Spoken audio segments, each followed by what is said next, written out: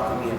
And I also would like you to welcome my guests today. I have Ms. Cheryl Hinton and Ms. Deborah Pierce. And they're with Masui Day. You want to explain what that... Masuya Day is a collective of women and children, mostly, okay, African American women and their children. We're all related. And what we do is we share our knowledge and our experiences of African culture with the community, So you may see us dancing, or you may see us conducting workshops as we've done here at Great Blacks in Wax with children, where we teach them not only to dance, but we share things with them from the computer lab, and we had arts and crafts, and we had snack time and things like that, and we had dancing too, which they really enjoyed. Excellent. And Cheryl, what's your capacity in this group? Well, right now I'm the acting directress. We take turns in everybody being involved in leading the group. But what we do most and what we love most is African dance and drum and storytelling and sharing our passions with our professions, because all of us are professional women. Okay, and I understand that they held the Kwanzaa, the opening ceremony of the Kwanzaa celebration here at Blacks and Whites. And you guys were instrumental in making that happen. You want to talk a little bit about it? Yes, this year we hosted the Kwanzaa program here at the Great Blacks and Wax, and our focus was on the youth. So we had a lot of youth performers in our program. And we had an opening ceremony. We discussed among ourselves that we needed to start it off with a bang, okay? And then it could only get better from there. So we came up with the idea that we would respect Kwanzaa, and that's why we were dressed and we carried the candles, because it's really something that we should take to heart, and it's really very important. So it was ceremonial for us to open the Kwanzaa program. Excellent, and folks, I was there, and not only was it that it was spiritual, because I'm gonna tell you, you guys have done a phenomenal job with those young people. I have to tell you, I told Deborah I literally cried because those young people were so beautiful. And if you want to share it, we have a clip of that right now. We want to take a look at that.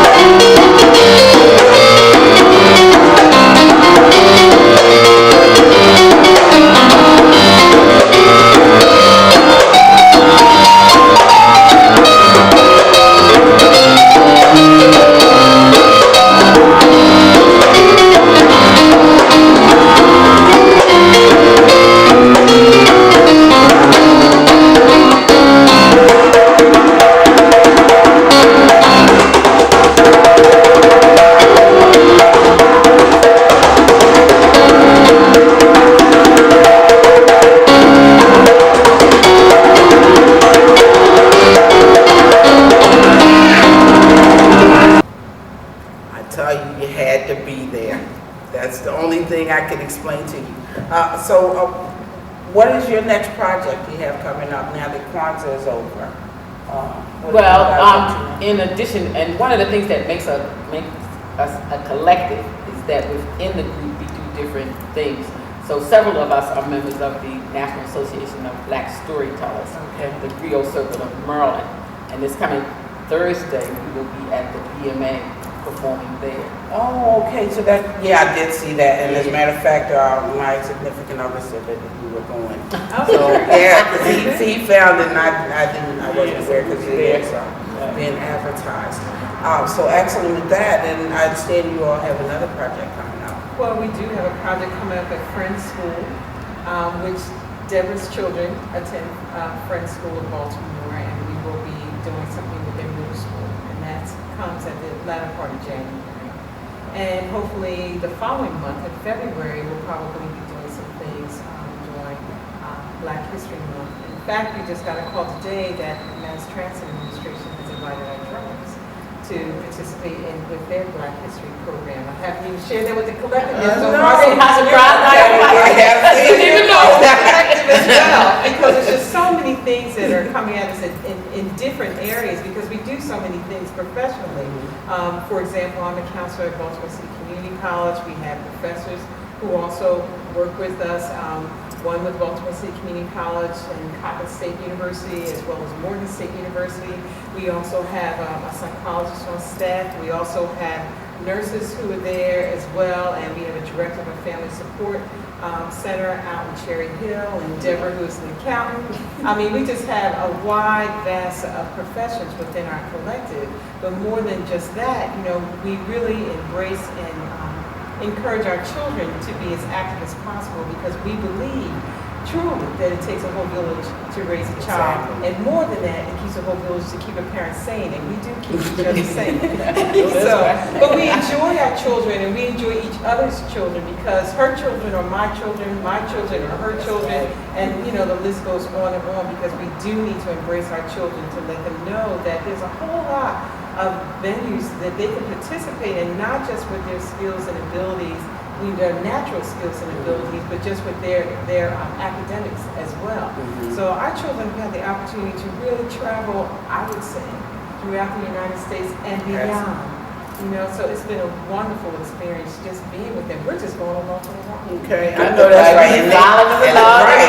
And they're the drivers. Because my children, to make a point, my children were members of the Griot Circle before I was.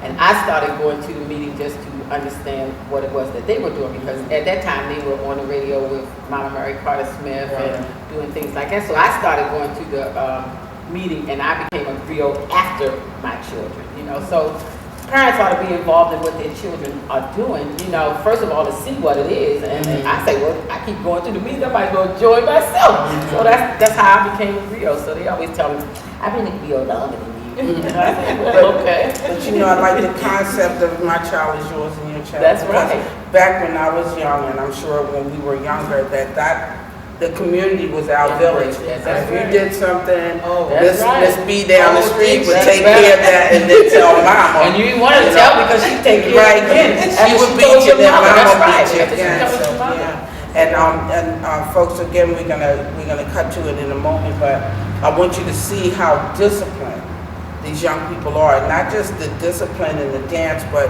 the social skills that they possess, and the sharing and camaraderie that they possess as a group, as a collective. I mean, they were really in an ensemble, and those older ones, you know, kind of mentor the younger ones, and it was just a beautiful experience. So let's take a look at another part of the Kwanzaa event. But the first piece that you'll see is a piece which comes from Guinea, West Africa, but is danced in Mali, and is danced in Senegal, and is danced in Gambia as well. It's a very popular piece. The second part, Domba, the big dance, is a celebration dance.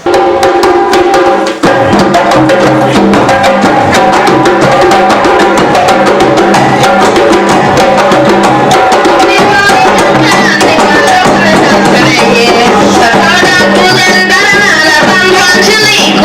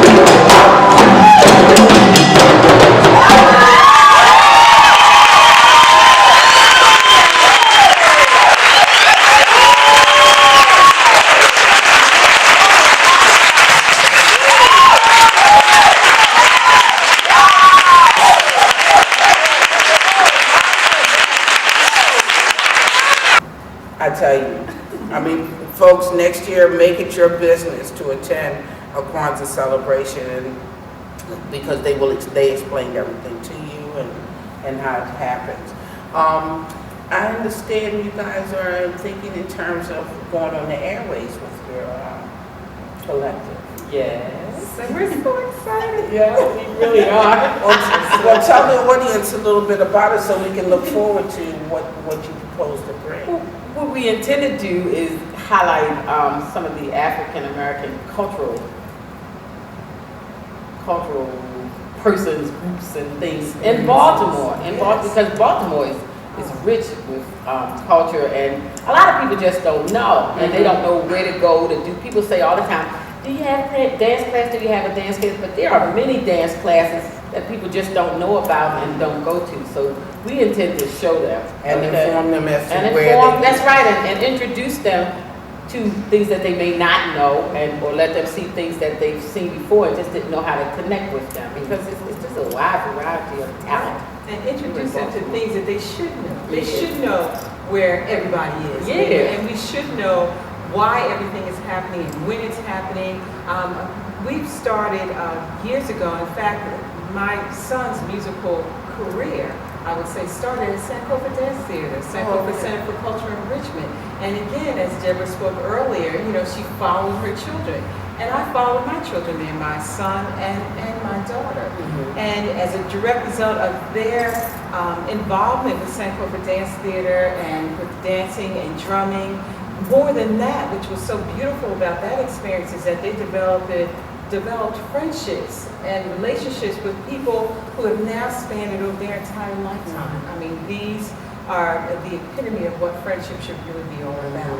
And so we followed them through that experience, and now moving on and upward into to different venues as well. So we've always wanted to share that information with the community at large, and to let them know that it's open for everyone. And for example, there's one company called Return to Gourmet, where they truly believe that everyone can dance.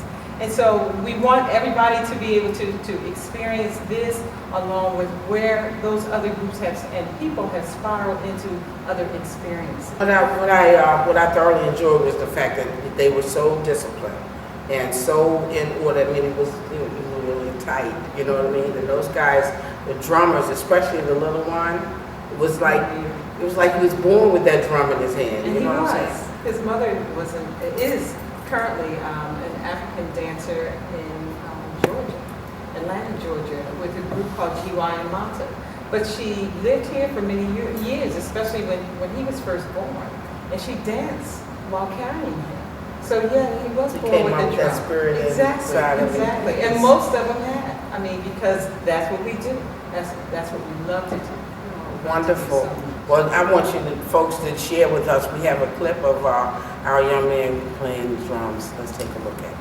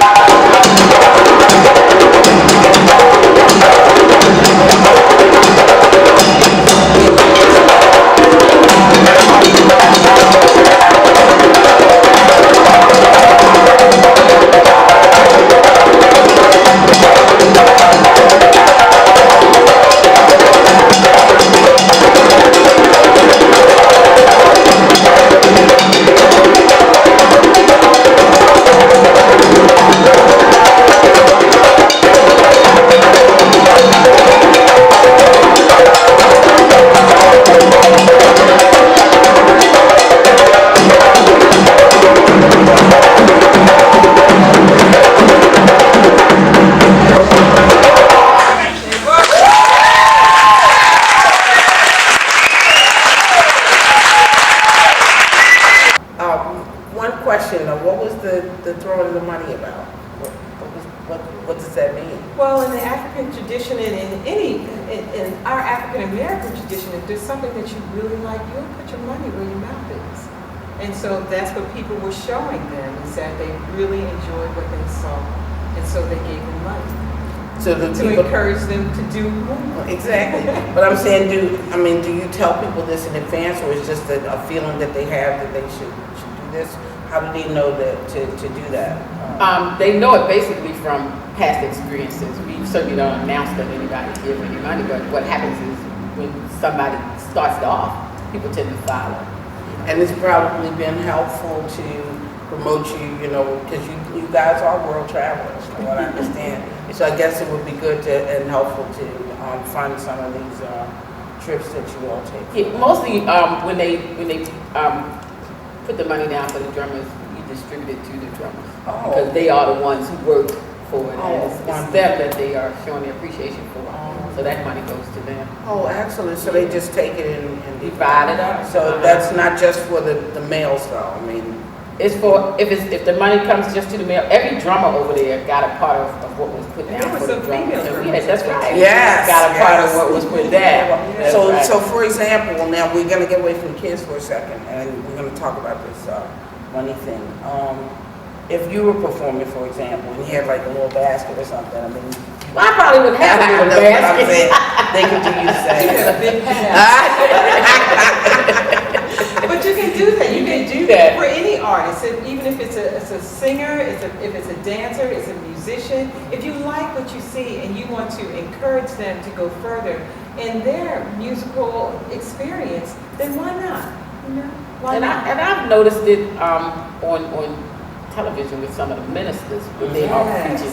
They are laying money down at the altars and stuff like that. So it's the kind of same theory. I assume. But you That's see right. that, They run up there and put it right down. But ministers expect that. Well, they'll get it one way or the other, but most time they wait till after church. Exactly. We're talking about support, and this is just support. A lot of times what that money is usually used for is repair their instruments. Mhm. And the African drum that they play, this djembe and this dundun, are very expensive drums. To some it may not look expensive, but they're very, very expensive and very, very spiritual drums. So there's a lot of work that goes into keeping them in good repair, but there's also a lot of work that goes into those boys and young ladies being prepared to drum, because it's a lot of physical exertion as well as spiritual exertion. Because as my son has told me on many occasions, is that he just goes into a zone. I mean, he just relax and just let God do his work. Exactly. Well, God did his work that night, I have to tell you. He was definitely in the room. In the building, I know that's Yeah, he was right. definitely in the room. Well, I want to thank you all for joining me today, and also my beautiful sisters here. I have Cheryl Hinton and Deborah Pierce, and they're with, we want to say that name for me. Masude. And folks, you got to come and see him and be a part of this.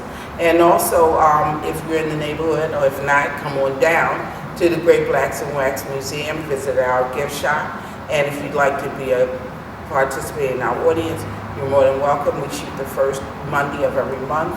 And we also encourage you to come and visit our museum, because, like I said, once you've been here, you'll never forget it. You'll always remember the Black experience. And I want to thank you again for joining.